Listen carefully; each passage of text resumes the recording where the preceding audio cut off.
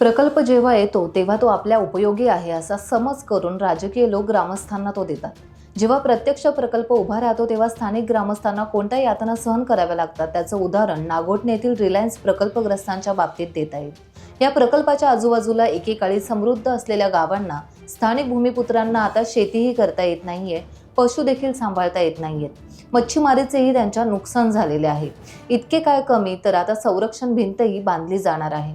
या सर्व गोष्टीला विरोध म्हणून न्यायासाठी शोषितांचं आमरण उपोषण आता सुरू झालंय।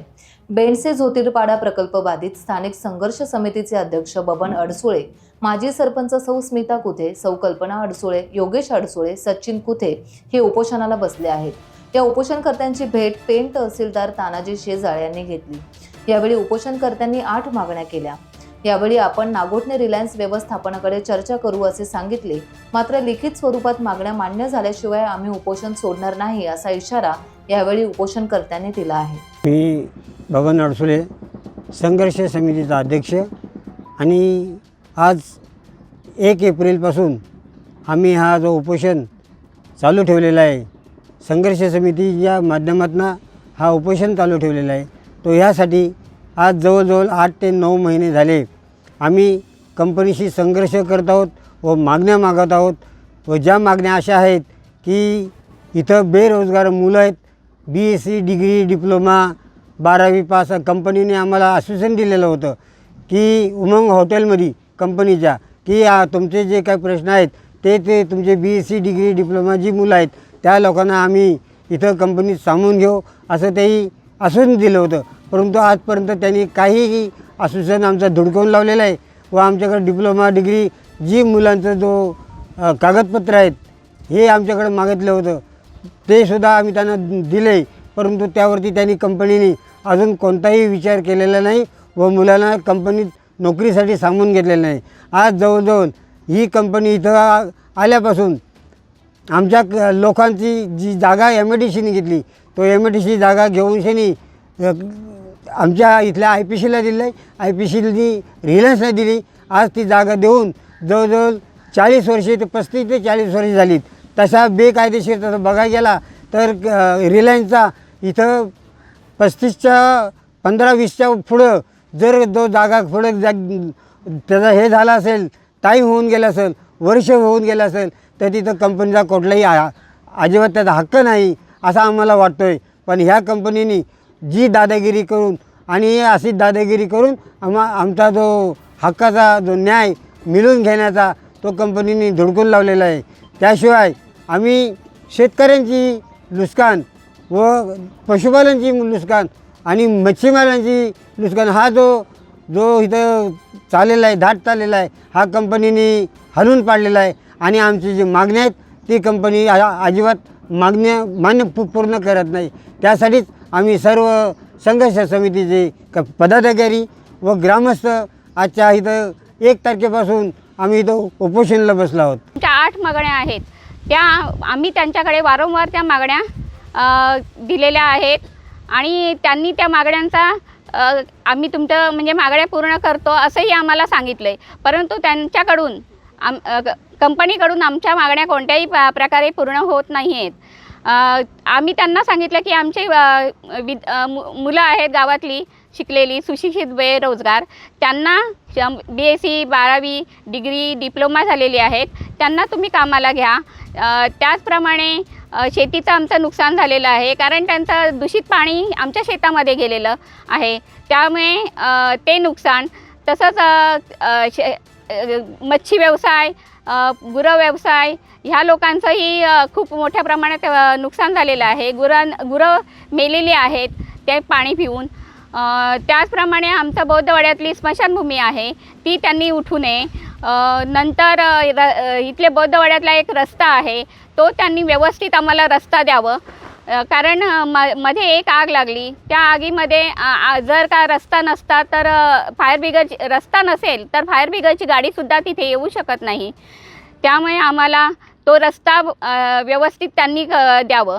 आणि शेतकऱ्यांचं नुकसान भरपूर प्रमाणात होत आहे. तो नुकसान त्यांनी भरपाई करून द्यावी शेतकऱ्यांची मागणी आहे. पण ते म्हणतात आम्ही देऊ.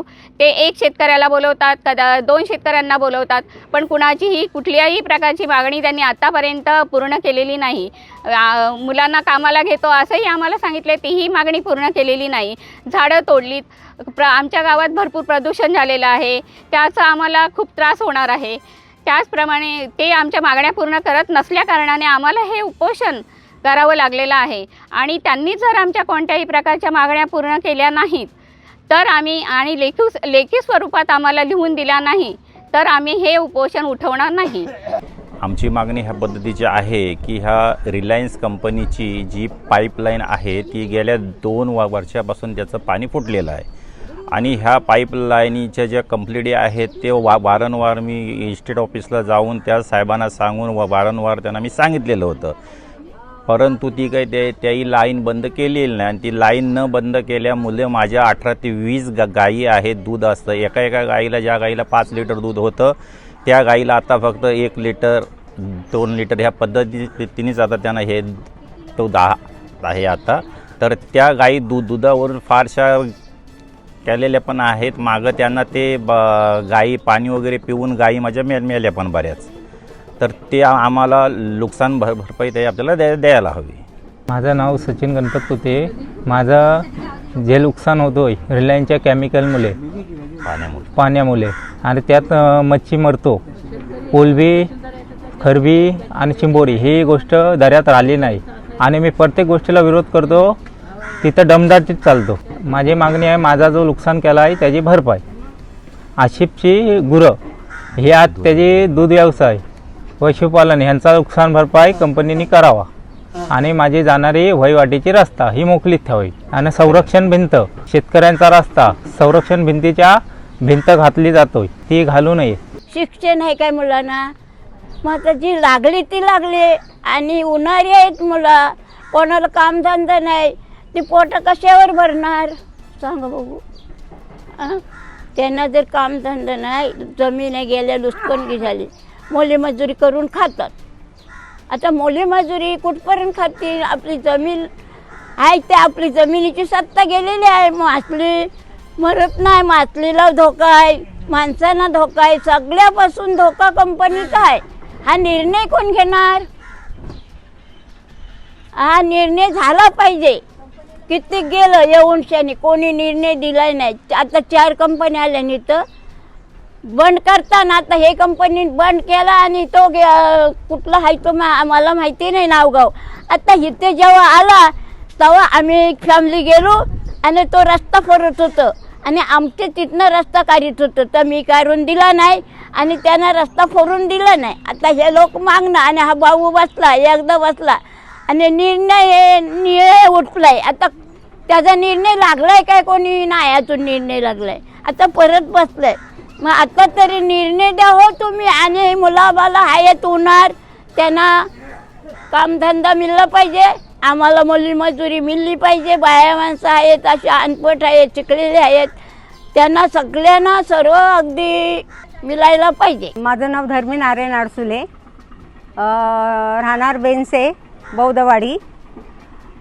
जे हे अमर उपोषण जे हे मुलांनी केलेलं आहे, माझा नातू योगेश आडसुले, सचिन कुथे, स्मिता कुथे, कल्पना बबन आडसुले ही माझी मुलं जे उपोषणाला बसलेले आहेत.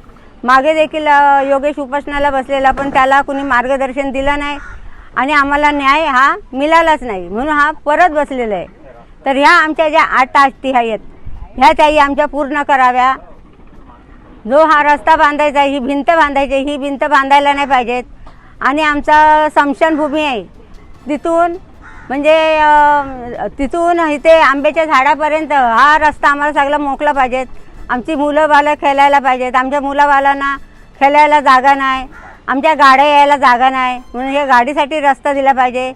आणि भिंत बांधायची त्याही बंद केली पाहिजे. आणि जो भराव जो केलेला आहे इकडे खाडीमध्ये, खाडीच्या बाजूला जो भराव केलेला आहे ते मच्छीमारवाले आहेत, त्यांना देखील धोकादायक आहे. कारण मच्छी मारून ती मुलांची पोटं भरतात आणि काम नाही ना धाम नाही, मग ते मच्छी मारूनच मुलांची पोटं भरतील ना, कामालाच नाही.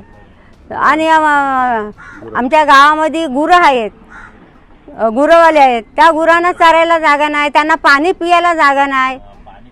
हां, आणि इथे तो पाईप कुठला फुटला, तो सगळा खराब पाणी जात आहे, तो पाणी पिऊन ती ढोरं पण मेली, अशी ती 4 ढोरं मेली. परत आता हा पाऊस जर पडला तर हा सगळा भराव खाडीमध्ये जाणार आहे. आता आमच्या खाडीमध्ये आम्ही भात, मूग, हरभरे, वाल, पावटा, तुरी या असं आम्ही कडधान्य पिकवतो. मग ह्याची सगळी नुकसान होणार आहे, म्हणून नुकसान झाली नाही पाहिजेत. आम्हाला शेताची काय भरपाई द्या, भरपाई द्या, नाही तर आमच्या जमिन्याच घ्या. ते भरपाई आम्हाला नकोच, मी बोलते आमच्या जमिन्याच घ्या. कारण भरपाई देऊन झाली तुम्ही वारंवार काय आम्हाला भरपाई देणार नाही आहोत, म्हणून ते आमच्या जमिन्याच घ्या तुम्ही. आणि जर जमिन्या घ्या आणि आमच्या मुलांना पण कामाला लावा. टाइम्स डिजिटलला लाईक करा, शेअर करा, सबस्क्राईब करा आणि बेल आयकॉन दाबायला विसरू नका.